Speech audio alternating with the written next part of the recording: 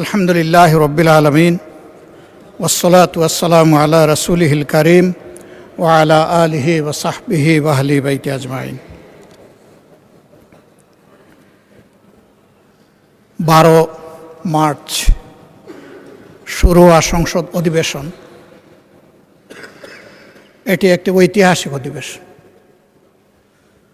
আমি আরেকবার আপনাকে এই অধিবেশনের প্রাণ সত্তা, এই অধিবেশনের চেয়ার এবং স্পিকার হিসাবে অত্যন্ত সফলভাবে দায়িত্ব পালনের জন্য আমি অন্তরের অন্তঃস্থল থেকে অভিনন্দন জানাচ্ছি।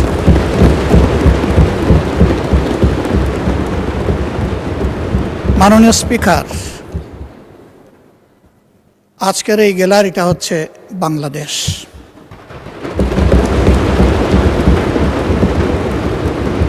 এই গ্যালারির দিকে তাকিয়ে আছে বাংলাদেশ। এই গ্যালারির দিকে শুধু বাংলাদেশে অবস্থানরত বাংলাদেশিরা নয়, সারা বিশ্বে ছড়িয়ে ছিটকে থাকা যত বাংলাদেশি আছে তারা সবাই আজ তাকিয়ে আছে। তারা এটাকে তাদের একটা প্রত্যাশার ঠিকানা হিসাবে দেখতে চায়। দীর্ঘ সময় ধরে চলমান এই অধিবেশন নিশ্চয়ই আমরা সবাই বিপুল প্রত্যাশা নিয়ে এবং দায়িত্ববোধ নিয়ে এখানে আমরা অংশগ্রহণ করেছি। আমি, সরকারি দল, বিরোধী দল এই দীর্ঘ সময় ধৈর্য ধরে আগ্রহ ভরে অধিবেশনকে সফল করার জন্যে আমি অভিনন্দন জানাই এবং সেই সাথে অত্যন্ত খোলামেলাভাবে সবাই সবার মত ব্যক্ত করার ন্যূনতম সুযোগ পেয়েছেন, এই জন্য আমি আল্লাহ তাআলার শুকরিয়া আদায় করি। লিলি আল্ট্রাসফট সিরাম জেল, যা গভীর থেকে স্কিনে দেয় 3 গুণ সিরাম হাইড্রেশন। সিরাম জেল হাইড্রেশনে ব্রাইট থাকো সব সিজনে। আমি গভীর শ্রদ্ধার সাথে স্মরণ করব আমার সম্মানিত কৃষক পিতা, যিনি অতি সাধারণ গ্রামের একজন অতি সাধারণ কৃষক ছিলেন। আমি সোনার চামচ এবং রূপার কাঠি হাতে নিয়ে জন্ম নেইনি। আমি এমন একটি জায়গায় জন্মগ্রহণ করেছিলাম যেখানে আমি অভুক্ত মানুষের সংগ্রাম দেখেছি। আমি দেখেছি 2টা মাস আসলে মানুষের মধ্যে দারুণ হাহাকার, একটা চৈত্র মাস আর একটা কার্তিক মাস। তখন বাংলা মাসেরই চর্চা হতো, এখন তো আমরা সবাই ইংলিশ হয়ে গেছি। এবং এই অধিবেশনে হয়ে আসে দেখলাম যে আমরা উর্দুও হয়ে গেছি। অধিবেশনের সুবাদে বিশেষ করে সরকারি দলের বন্ধুদের কাছ থেকে বুঝে না বুঝে উর্দু শুনে কিছুটা হলেও শেখার চেষ্টা করেছি। ধন্যবাদ তাদেরকে। মাননীয় স্পিকার, এই 2টা সময় মানুষ অগ্রিম তাদের শ্রম বিক্রি করে দিত। পেটের ক্ষুধায় ধান কাটার মৌসুমে একজন মানুষ যদি তখন 12 টাকা বেতনে কাজ করত, তাহলে অগ্রিম হিসাবে 5 টাকা বেতনেই পেটের ক্ষুধার কারণে তার শ্রম বিক্রি করে দিত। আলহামদুলিল্লাহ, বাংলাদেশ হাঁটি হাঁটি পা পা করে আজকে সেই অবস্থা থেকে উত্তরণ হয়েছে। তবে এটা ঠিক, আমাদের দেশ পরিচালনার দায়িত্ব যাদের উপর ছিল তারা যদি সততা, দক্ষতা এবং দায়িত্বশীলতার সাথে দেশ পরিচালনা করতেন, তাহলে 54 বৎসর অতীতে ফেলে আসা এই দেশটা আরো বহুদূর এগিয়ে যেত।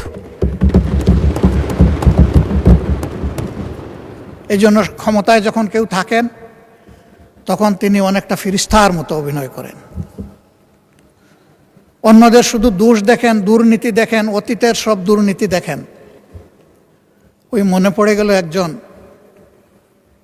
মেহমানের কথা। উনি খাইতে বসেছেন, তো উনি হাত দেন না, অনেকক্ষণ বসে আছে। যিনি আতিথেয়তা করবেন তিনি এসে বললেন যে আপনি যে হাত দিচ্ছেন না। বলে কিসে হাত দিব, কয়েকটা ভাত দিয়ে রেখেছো, সাথে আর কিছু লাগবে না? কয় যে আপনি না একটু আগে এখানে এসে বললেন। হেই ধুত!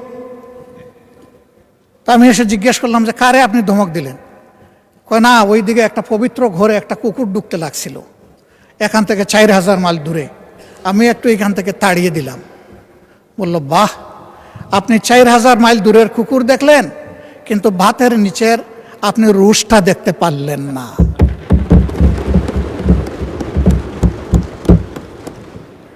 ক্ষেত্র বিশেষে আমাদের অবস্থান এমন হয়েছে, আমরা অনেক দূর দেখি, কিন্তু আমার গায়ে বগলে আমার যে দুর্বলতা বা গন্ধ সেটা আমরা দেখি না বা বোঝার চেষ্টা করি না। অন্যের দোষের তালিকা তৈরি করা খুবই সহজ।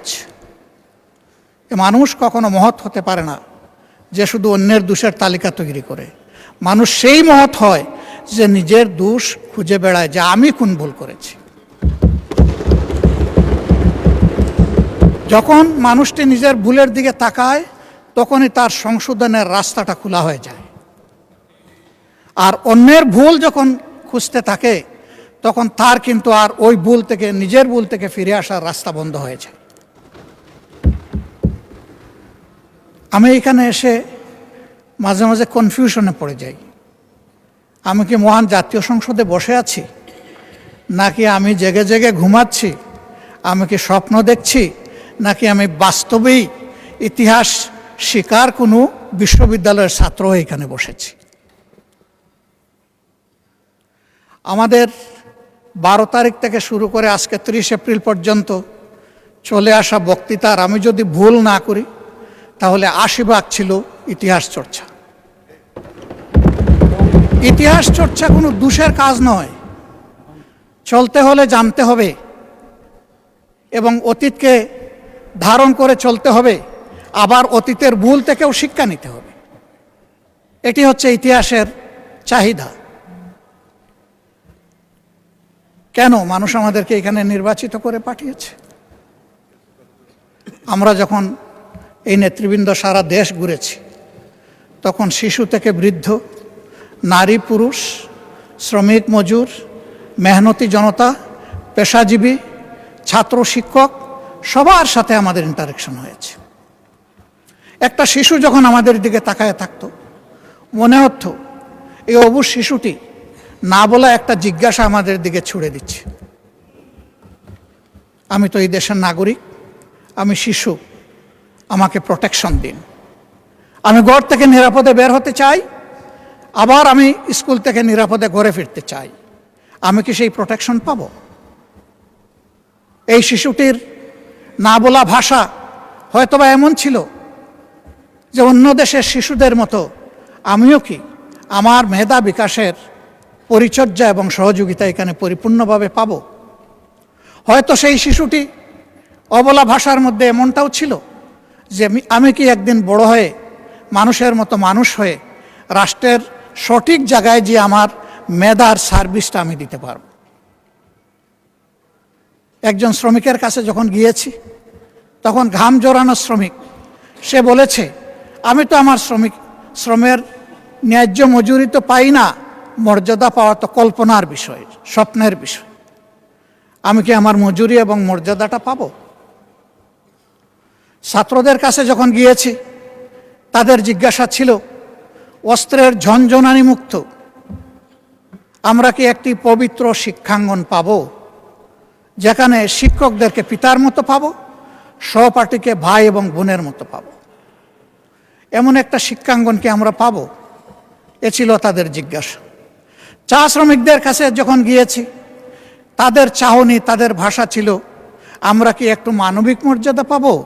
এই সমাজ তো আমাদেরকে ন্যূনতম মানবিক মর্যাদাটাও দিচ্ছে না। একজন জেলের কাছে আমরা যখন গিয়েছি তার জিজ্ঞাসা ছিল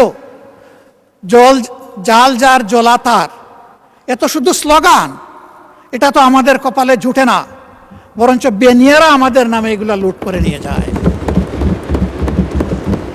আমি কি সেই জেলের অধিকার পাবো? আমাকে সেটি দেয়া হবে? কৃষক ভাইটির কাছে যখন গিয়েছি তখন বলেছে আমাদের তো হাঁসপাস অবস্থা। আমি যখন জমিতে ফসল ফলাতে যাই তখন এই ফসল কোনো সময় ঘরে তুলতে পারি না, প্রাকৃতিক বিভিন্ন বন্যা খরা দুর্যোগের কারণে। আর সৌভাগ্যক্রমে যদি ঘরে উঠাই তাহলে আমার প্রোডাকশন কস্টটাও আমি আমার পকেটে ফিরে আনতে পারি না। কেন পারি না? এই কারণে পারি না, কৃষি উপকরণ যেগুলো আছে, বীজ আছে, সার আছে, কীটনাশক আছে, সেচে পানি আছে, এইগুলার খরচ আমাদের প্রাপ্তির চাইতে অনেক বেশি। সারের যে দাম লেখা আছে তার চাইতে দ্বিগুণ দেড়গুণ দামে আমাকে কিনতে হয়। এখানেও বেনিয়াদের দৌরাত্ম্য। আবার আমি যখন ফসল ফলালাম, আমার ফলানো ফসলটা আমি তার কাছে যদি 10 টাকা কেজি দরে বিক্রি করি, রাজধানীতে গিয়ে সেটা 40 টাকা কেজি দরে বিক্রি হয়। এখানে মধ্যস্বত্বভোগীদের লুটেরা। এই যন্ত্রণা থেকে আমরা কি মুক্তি পাব? আমি যখন ফসল ফলালাম, ফল উৎপাদন করলাম, তখন পর্যাপ্ত রক্ষণাগর না থাকার কারণে আমি তো তাড়াহুড়া করে এই ফসলগুলা বিক্রি করে দিতে বাধ্য হই। আমি কি সরকার থেকে এইটুকু সাপোর্ট আশা করতে পারি? তিস্তা পারে যখন গিয়েছি, সে এলাকার 2 কোটি 2.5 কোটি মানুষের মধ্যে যাদের সাথে দেখা হয়েছে, আমরা এখানে যারা বসে আছি মাশাল্লাহ, আমাদের চেহারা গালগুল সবই সুন্দর, নুরানি, কিন্তু ওই জায়গার মানুষগুলোর দিকে তাকানো যায় না। তাদের হাড়ের ভিতরে চামড়া ঢুকে গেছে। জীবনের ঘানি টানতে টানতে তারা হয়রান হয়ে গিয়েছে। পুরো নদীটা একটা মরুভূমিতে পরিণত হয়েছে। ভরাট হয়ে যাওয়ার কারণে পাশের প্রতিবেশী দেশ থেকে যখন বন্যা তেড়ে আসে, তখন নদীর ধারণ ক্ষমতা একেবারেই নির্জীব হয়ে যাওয়ার কারণে দুকুল ভাসিয়ে আবার তাদেরকে পানিতে ডুবাইয়ে মারে। শীত মৌসুমে যখন সে ফসল ফলাবে তখন তার চাহিদার পানি নাই। বর্ষায় যখন সে একটু আত্মরক্ষা করবে তখন পানির তুলে ভেসে যায়। প্রতি বৎসর শত নয় হাজার হাজার ঘরবাড়ি বিলীন হয়ে যায় নদী তটে। এভাবেই তাদের জীবন চলছে। আমি ধন্যবাদ জানাই আসাদুল হাবিব দুলু সাহেবকে, সম্মানিত সংসদ সদস্য তিনি এবং মন্ত্রী। তিনি একটি আন্দোলন গড়ে তুলেছিলেন, জাগো বাহে।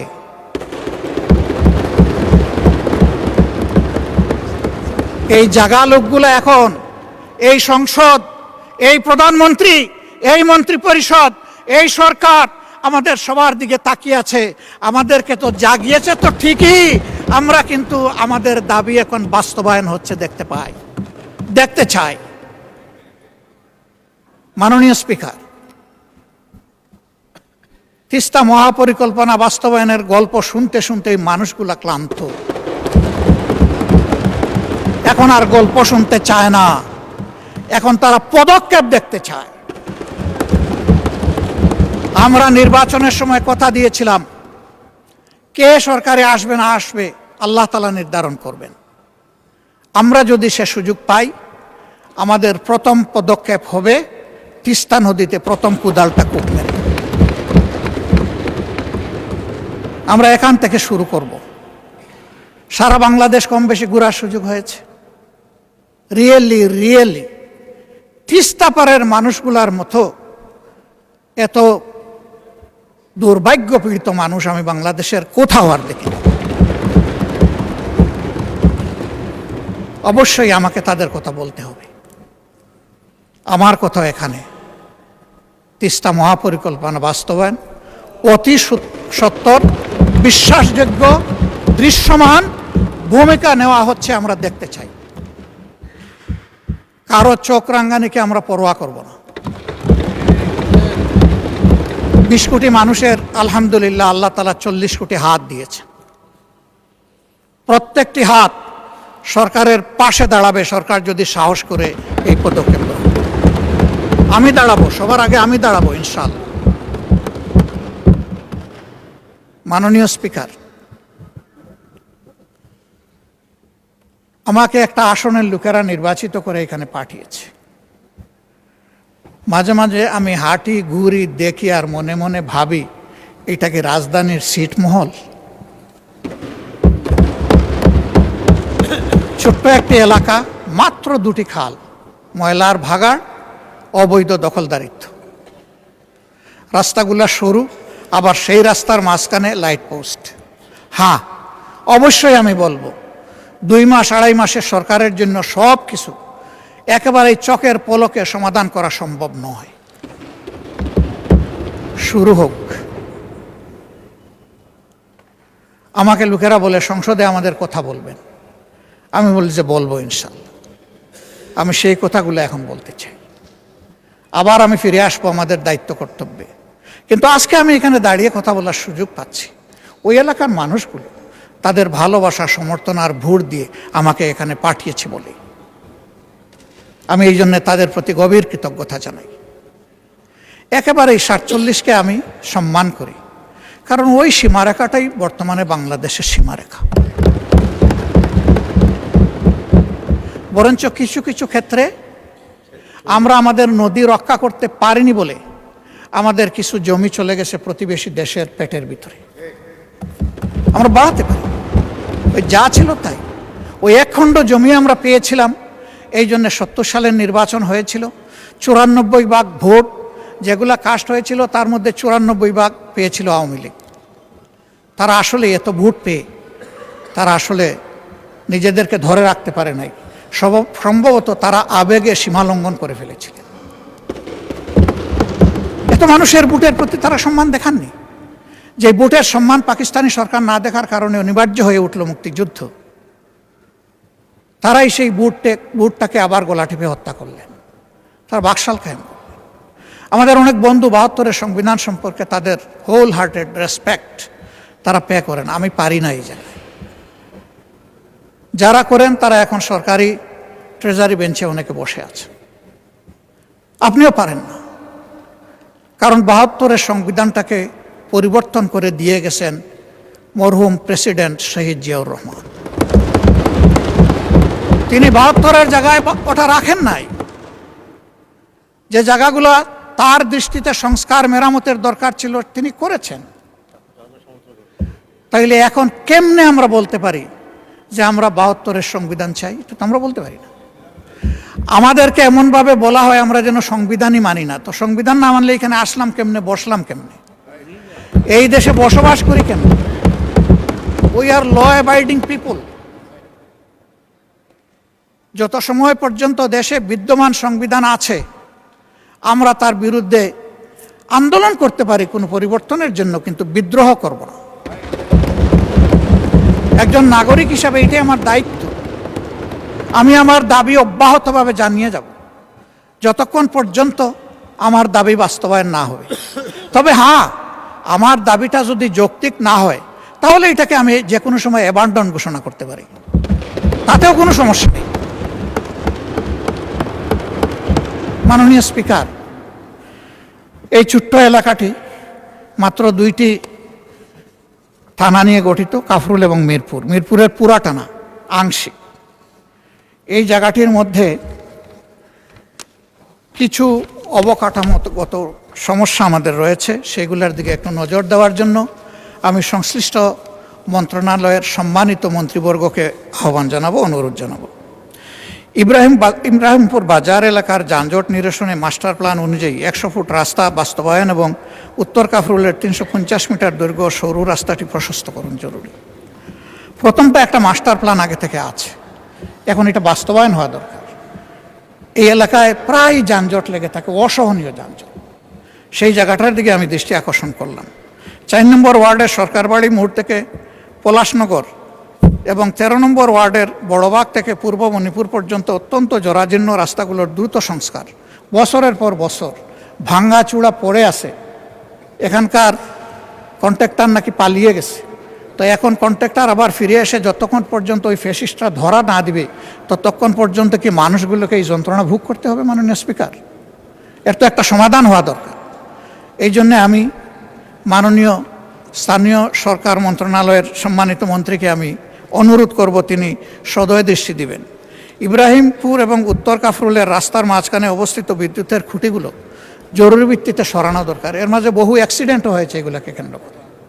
এবং রাস্তা এত সরু, তার মাঝখানে আবার ইলেকট্রিক লাইট পোস্ট, এটা একেবারেই সময়ের দাবি হয়ে দাঁড়িয়েছে।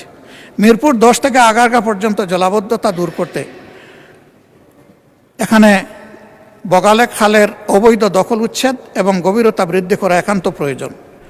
মণিপুর ও শেওড়াপাড়া এলাকার পুরাতন ও সরু সুয়ারেজ পাইপ পরিবর্তন করে বড় মাপের বা ব্যাসের পাইপ সেখানে স্থাপন করা অতি জরুরি। এখন বর্ষা হলে ওই 52 ইঞ্চি বর্ষার কোনো দরকার পড়ে না, বৃষ্টির দরকার পড়ে না। সামান্য বর্ষা হলেই সেখানে ফ্লাড শুরু হয়েছে। এই জন্য বলছিলাম যে এটা ছিটমহল কিনা আল্লাহই ভালো জানে।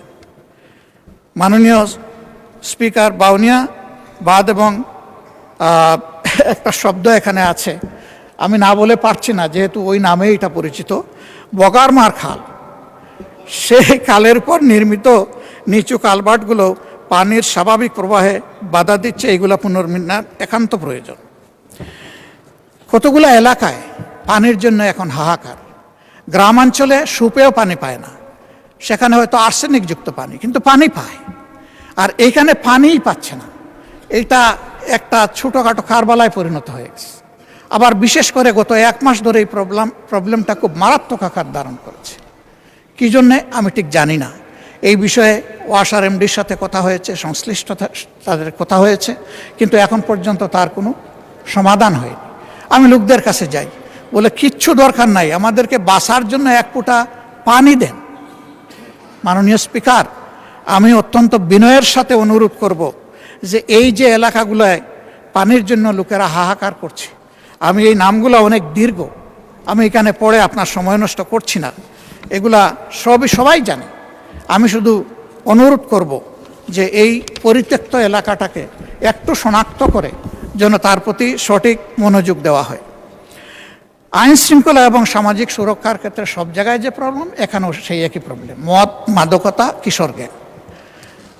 এর সাথে সারা দেশের মতো এখানেই সীমাহীন বলগাহীন লাগামহীন চাঁদাবাজি। ফুটপাত দখল করে চাঁদা নিয়ে লোকদেরকে রাস্তার মধ্যে বসাই দেওয়া হয়েছে। এর বাইরেও যারা নিজ নিজ ব্যবসা প্রতিষ্ঠানে ব্যবসা করেন, তাদেরকেও চাঁদা দিয়েই ব্যবসা করতে। 5 আগস্টের পর আমরা কি এমন একটা বাংলাদেশ চেয়েছি মাননীয় স্পিকার? কে চাঁদাবাজ? আমি এটা শুনতে চাই না। চাঁদাবাজ আমি হলেও আমারও হাতে হ্যান্ডকাপ পরানো হোক। চাঁদাবাজ কোনো দলের হতে পারে না, এরা দলের নাম ভাঙানো বর্ণচূড়া। এদেরকে শনাক্ত করে এই সংসদ থেকে আমরা শপথ নেই যে এই চাঁদাবাজদেরকে যে কোনো মূল্যে বাংলাদেশ থেকে নির্মূল করব ইনশাআল্লাহ।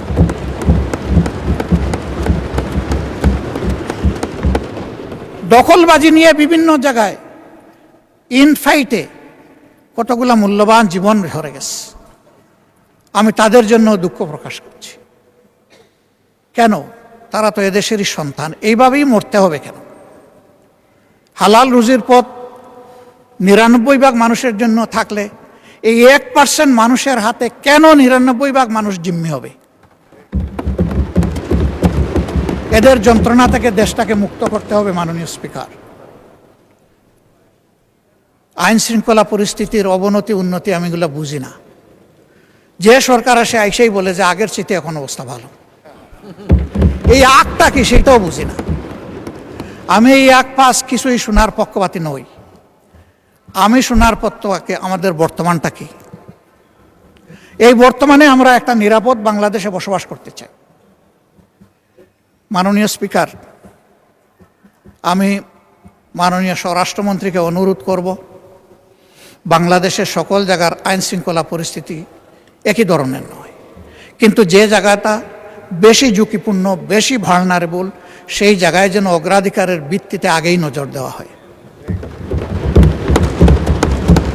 এর সাথে আমাদের শিক্ষাঙ্গনগুলোকে সকল ধরনের সন্ত্রাস মুক্ত যেন রাখার পর্যাপ্ত ব্যবস্থা করা হয়।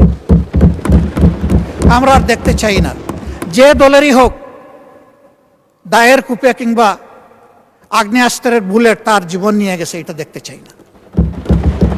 আমরা দেখতে চাই শিশু হয়ে ঢুকবে, পরিণত মানুষ হয়ে ওখান থেকে বের হবে। দক্ষ নাগরিক হয়ে বের হবে, নৈতিকতাবোধ সম্পন্ন নাগরিক হয়ে বের হবে, দেশপ্রেম বুকে নিয়ে বের হবে, দেশ গড়ার অঙ্গীকার নিয়ে বের হবে। আমরা সেই শিক্ষা প্রতিষ্ঠানটা দেখতে চাই। মাননীয় শিক্ষামন্ত্রী আছেন, দেশকে যদি আগাতে হয় তাহলে শিক্ষা এবং স্বাস্থ্য এই দুইটাকে সর্বাধিক গুরুত্ব দিতে হবে। শিক্ষার প্রাণ হচ্ছে টারশিয়ারি লেভেলে, সেখানে রিসার্চ হবে, গবেষণা হবে, জাতির ভবিষ্যৎ ওখান থেকেই বের হয়ে আসবে। দুঃখের বিষয়, গবেষণায় ফকিরের ভিক্ষা দেওয়া হয়। ফকিরের ভিক্ষা দেওয়ার কারণে ওই ভিক্ষাগুলো লুটপাট হয়ে যায় অনেক ক্ষেত্রে, সেগুলোও কাজে লাগে না। তবে আমি একটা সেক্টরকে বরাবর ধন্যবাদ দেই, আজও ধন্যবাদ দেব। এটি হচ্ছে আমাদের কৃষি বিভাগ, কৃষি বিশ্ববিদ্যালয়। তাদের অর্জনকে আমরা অস্বীকার করলে নিজেকে অস্বীকার করার সামিল হবে। তারাই দেশকে অনেক কিছু দিয়েছেন। মেধাতে ইন্টারমিডিয়েট পাস করার পরে আমাদের সময় যেটা ছিল, সবচেয়ে বড় মেধাবীরা যেত বুয়েটে, এরপরে যারা মেডিকেলে, তারপরে যারা কৃষিতে, এরপরে যারা পাবলিক ইউনিভার্সিটিতে। অবশ্যই তার ব্যতিক্রমও ছিল, অনেক প্রখর মেধাবীও হয়তো প্রায় পাবলিক ইউনিভার্সিটিকে ফার্স্ট চয়েস হিসাবে গ্রহণ করে নিয়েছে। কিন্তু ইন জেনারেল ট্রেন্ডটা এমন ছিল। সেই জায়গা থেকে তৃতীয় অবস্থানের লোকেরা যদি দেশকে এত কিছু দিতে পারলেন, প্রথম এবং দ্বিতীয় অবস্থান কি দিল সেটা এখন পর্যালোচনার দাবি রাখে। এবং এইখানে রাষ্ট্রের দায়িত্ব কতটুকু, দায় কতটুকু, সেটাও পর্যালোচনা করতে। তাদের হাতে যদি পর্যাপ্ত উপকরণ তুলে না দিয়ে আমরা বলি যে কেন তোমরা আমাদেরকে দিচ্ছ না, এটাও হবে অবিচার। এই জন্য আমি দাবি করব বাজেট অধিবেশন সন্নিকটে সর্বাধিক গুরুত্ব যেন শিক্ষা এবং স্বাস্থ্যে দেওয়া হয়।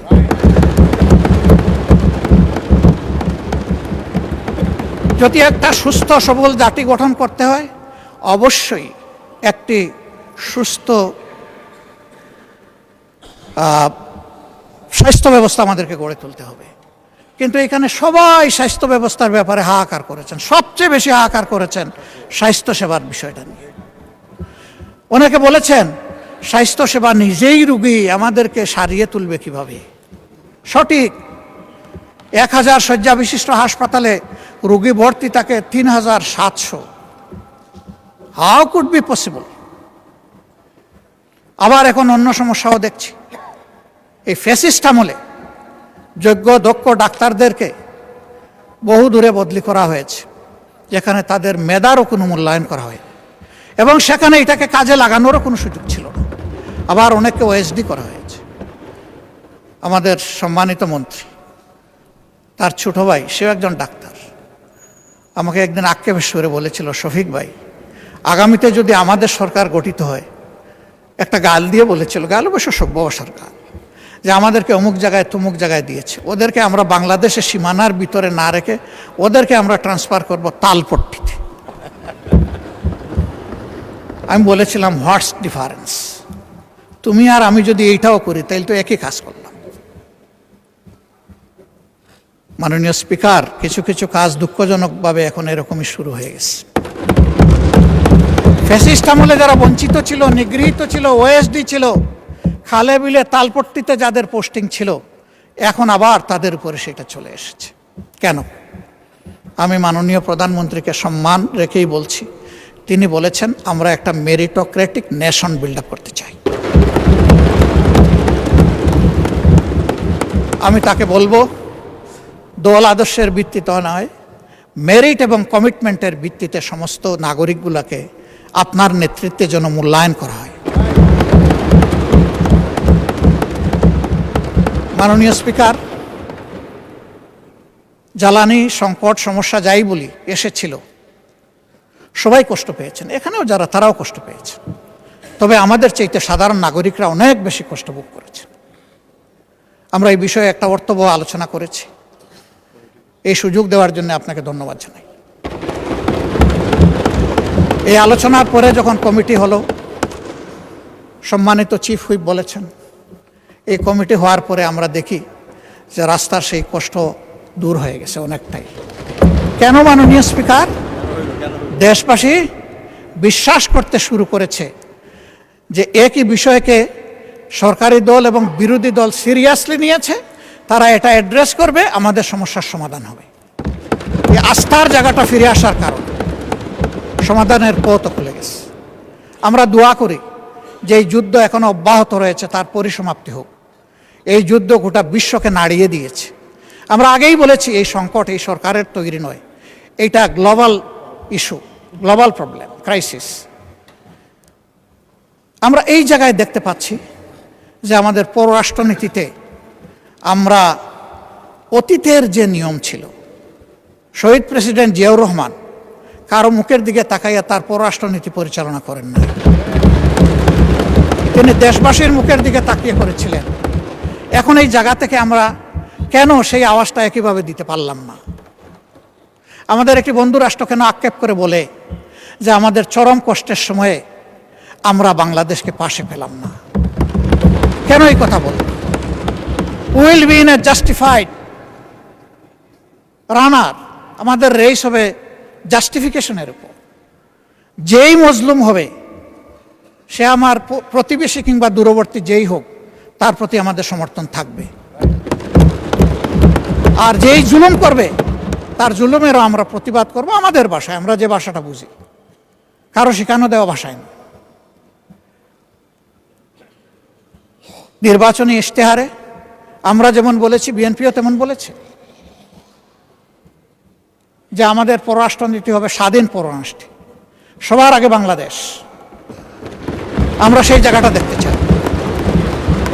আমরা কাউকে বরাবর বলে এসেছি আমাদের সীমাহীন বন্ধুর প্রয়োজন আছে, কিন্তু একজন প্রভুর দরকার নাই আমাদের। আমরা সেই জায়গাটাই দেখতে চাই। মর্যাদার সাথে মাথা উঁচু করে সমতা, ন্যায্যতা এবং মিউচুয়াল রেসপেক্টের ভিত্তিতে পরিচালিত হবে আমাদের পররাষ্ট্রনীতি। এই জায়গাটা নিশ্চিত করুক সরকার, আমরা এটাই সরকারের কাছে প্রত্যাশা করি। আমাদেরকে বলা হয় মাঝে মাঝে, আমাদের ট্রেজারি বেঞ্চের বন্ধুরা বলেন যে এমন কোনো কাজ আপনারা করবেন না যে কারণে আবার পতিত ফ্যাসিস্টটা ফিরে আসে। আমরা তো এটা চাই না, কিন্তু নির্বাচনের আগে আমরা দেখলাম কিছু কিছু সিনিয়র নেতা পর্যন্ত তাদেরকে আশ্বস্ত করে নিশ্চয়তা দিয়ে বলছেন আপনাদের সকল মামলা উঠাইয়া দেব, আপনাদের জন্য আমাদের দুয়ার খোলা, আপনাদেরকে আমরা পর্যাপ্ত নিরাপত্তা দেব। আমরা জানি না এখনো তাদের সেই সম্পর্ক বিদ্যমান আছে কিনা। আমাদের কথা একদম পরিষ্কার,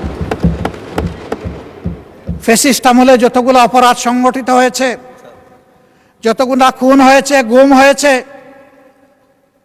যত জায়গায় মানবতা লঙ্ঘিত হয়েছে, দর্শন হয়েছে, এই প্রত্যেকটি অপরাধের বিচার করতে হবে এবং সেই বিচার উসমান হাদি পর্যন্ত আসতে হবে।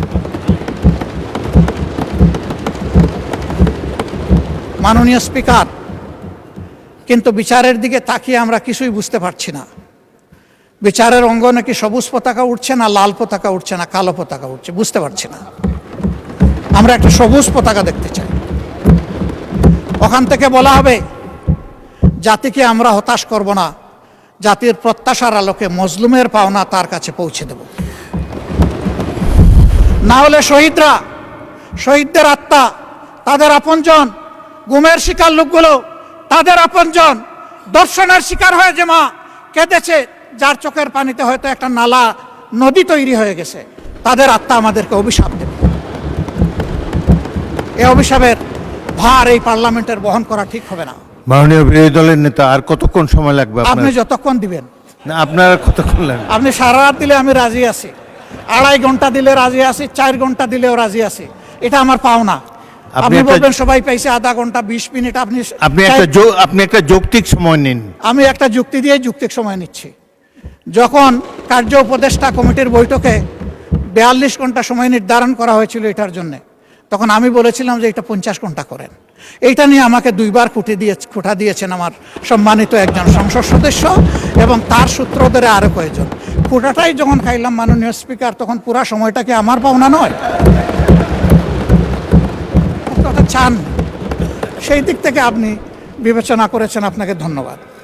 মাননীয় স্পিকার, তা আমি এত চাইবো না, 4 ঘন্টাও চাইবো না, কমপক্ষে 2.5 ঘন্টাও চাইবো না, আমি শেষ করে দিচ্ছি, আমি সেই দিকে আগাচ্ছি। আমার বক্তব্যে যদি কোনো ধৈর্যচ্যুতি ঘটে আমি মাপ চেয়ে নিচ্ছি। মাননীয় স্পিকার, এই বাংলাদেশটাকে আমরা সবাই বলি যে আসেন ঐক্যবদ্ধভাবে এগিয়েছে। তো ঐক্যবদ্ধভাবে এগিয়ে যেতে হলে আসলে মানসিকতায় আমাদের সবার পরিবর্তন আনতে হবে। পরিবর্তন বক্তব্যে নয়, পরিবর্তন আনতে হবে মানসিকতায়। সেটা কি? সেটা আর কিছু নয়, let us agree to disagree. আমার ওপিনিয়ন আমি দেব, আপনার ওপিনিয়ন আপনি দেবেন, আমারটা আপনি শ্রদ্ধা ভরে শুনবেন, আপনারটা আমি শ্রদ্ধা ভরে শুনব। এরপরে যা যৌক্তিক তা নিয়ে আমরা সামনে এগিয়ে যাব। আমরা যদি এতই ক্ষিপ্তা বিরোধী দল হতাম তাহলে মাননীয় প্রধানমন্ত্রীর এই প্রস্তাবে আমরা সাড়া দিতাম না। আমরা তো বিরোধী দলকে ভালোবাসি না, আমরা তো এখানে বিরোধী দলকে প্রতিনিধিত্ব করতে আসি নাই, আমরা এখানে এসেছি 20 কোটি মানুষের জন্য কথা বলতে। আমরা প্রথম দিনই বলেছি সকল ভালো কাজের সহযোগিতা, আর যখনই ভুল দেখব তখনই আমরা কিন্তু প্রতিবাদ করব, আমরা চুপ করে বসে থাকব না। মাঝে মাঝে এখান থেকে আমাদেরকে বলা হয় এইভাবে চলবেন, ওইভাবে চলবেন, না চললে এই হবে। আসলে কি হবে সেটা দেখতে দেখতেই তো বাংলাদেশিরা আজকে এই জায়গায় এসে দাঁড়িয়েছে। এটা মজলুমের মিলন মেলা, আমরা সবাই দেখে দেখে এখানে এসেছি। আর কপালে যদি ওই দেখা থাকে আরেকবার দেখবো, অসুবিধা কি? জনগণের জন্য কাজ করতে গিয়ে একবার কেন 100বার দেখবো, তাতে অসুবিধা কি? এতেও কোনো অসুবিধা নাই। হ্যাঁ, আমি সর্বশেষ উদাহরণ দেব, যখন কেউ ক্ষমতায় থাকে তখন ওই রকমই কথাবার্তা সুন্দর করে বলে, গলার আওয়াজ বেড়ে যায়, চেহারার ভাবমূর্তি অন্যরকম হয়ে যায়। এই যে আমাদের জুলাই যোদ্ধারা যারা নেতৃত্ব দিচ্ছিল, আমাদের তরুণ যুব সমাজ, তাদেরকেও তো ডিবিটে নিয়ে অনেক কিছু করা হয়েছে, কাণ্ডকার। তাদের সেই দিনের করুণ আহাজারি আর্তনাদ জাতি দেখেছে, বিশ্ব দেখেছে। কিন্তু তাই দিয়ে কি আন্দোলন দমানো গেছে? তাই বলে কি এদেরকে দমানো গেছে? এটা হয় না। চাবুক পিঠে দিতে পারবেন, কিন্তু চাবুক আপনি হৃদয়ের উপরে দিতে পারবেন না। কাজেই আমাদের ভাষা যদি হয় পরস্পরকে শ্রদ্ধা করে, পরস্পরকে মেনে নিয়ে সম্মান করে, ইনশাআল্লাহ নতুন বাংলাদেশ দেখবে। এখানে মাঝে মধ্যে আমি ধারণা করি যে কিছু শিক্ষা প্রতিষ্ঠানের শিক্ষার্থীরা এসে এখানে বসেন, তারা অবজার্ভ করেন। উই ডু স্যালিউট এই উদ্যোগ নেওয়ার জন্য। ওরা যেন এখানে এসে আমাদের দ্বারা অনুপ্রাণিত হয়। ইয়েস, আমরা আমাদের অ্যানসিস্টরদের সত্যিকারের অ্যানসিস্টর হিসাবে পেয়েছি। আমরা গর্বিত সাকসেসর হতে চাই তাদের। আমাদের সব কিছু দেখে যেন তাদের মধ্যে সেই উদ্দীপনাটা আসে। ইতিহাসের বিশাল কুপাকুপির পরে কোনো সম্মানিত সদস্য একেবারে শেষে এসে বলেন যে এগুলা বাদ দিয়ে আসেন, আমরা ঐক্যবদ্ধভাবে এগিয়ে যাই। তা আগে দাগ উড়ালগুলা ফেলে দেন, ওই কুপাকুপিগুলো আমরা বাদ দেই, সেটা আমিই দেই আর ওখান থেকেই দেওয়া হোক। ওগুলা ফেলে দিয়ে যখন ঐক্যের ডাক দেওয়া হবে, সেই ডাকটা তখন হবে কার্যকর ডাক। মাননীয় স্পিকার, আমি বুঝতে পারছি আমার সময় সংকেত বেজে উঠেছে, আমি আর বেশি সময় নেব না। আমি 1 মিনিট কথা বলে বিদায় নিচ্ছি। কি ভাই এটা? জি জি, না সেটা তো ভিন্ন ব্যাপার, আমার বক্তব্য আমি শেষ করছি। আমি শুধু এতটুকু বলবো যে ভাই, অতীতকে স্মরণ রাখা ভালো, ইতিহাস শিক্ষা ভালো, কিন্তু ইতিহাসকে নিয়ে পড়ে থাকলে আমরা নিজেরা ইতিহাস তৈরি করতে পারবো না।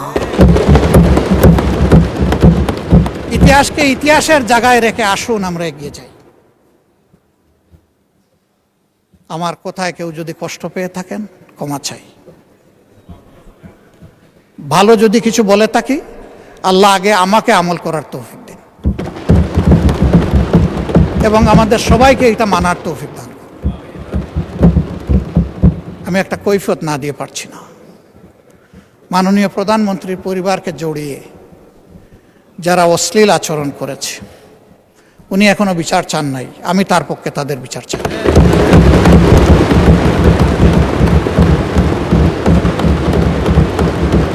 ওনার মেয়ে, আল্লাহ তাআলা আমাকেও 2টা মেয়ে সন্তান দান করেছেন, আমার মেয়ে। ওনার মেয়ের সম্মান মানে আমার মেয়েরও সম্মান, মানে আমাদের মেয়েরও সম্মান।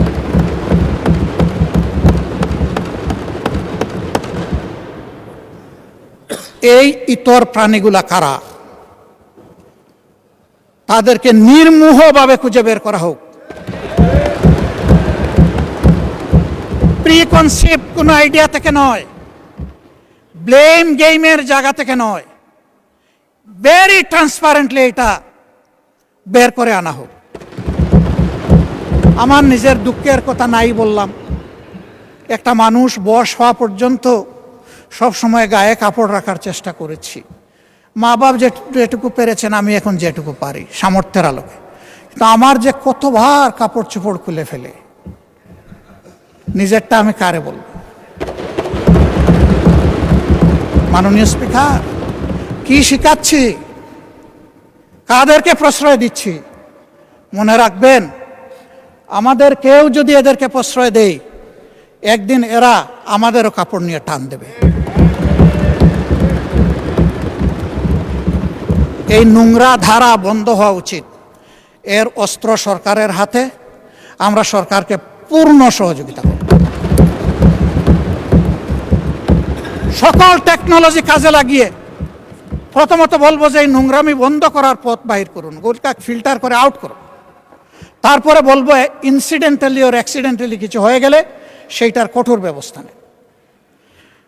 আমি সংসদ সদস্যরা 2জন দাঁড়িয়ে তাদের নিরাপত্তা চেয়েছেন, আমি খুশি হতাম তারা যদি বলতেন আমরা আমাদের নিরাপত্তা চাই না, আমরা 20 কোটি মানুষের নিরাপত্তা চাই। আমি বলবো আমরা 20 কোটি মানুষের নিরাপত্তা চাই। আমি ধন্যবাদ জানাচ্ছি বিশেষভাবে এই অধিবেশনকে সফল করতে যারা প্রচুর খাটুনি করেছেন, কষ্ট করেছেন। সমস্ত কর্মচারী কর্মকর্তাবৃন্দ, মিডিয়ার লোকেরা যারা শৃঙ্খলার দায়িত্বে ছিলেন, তারা সবাইকে আমি ধন্যবাদ জানাচ্ছি বিরোধী দলের পক্ষ থেকে বা সারা অধিবেশনের পক্ষ।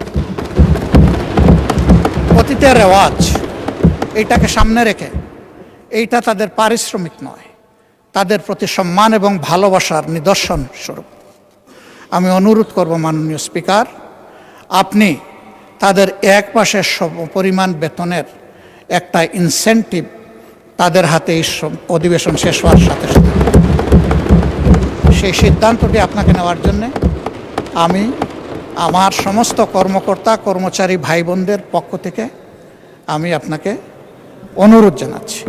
তবে এই দিয়ে তাদের অবদানের সম্পূর্ণ কৃতজ্ঞতা আদায় করা সম্ভব নয়।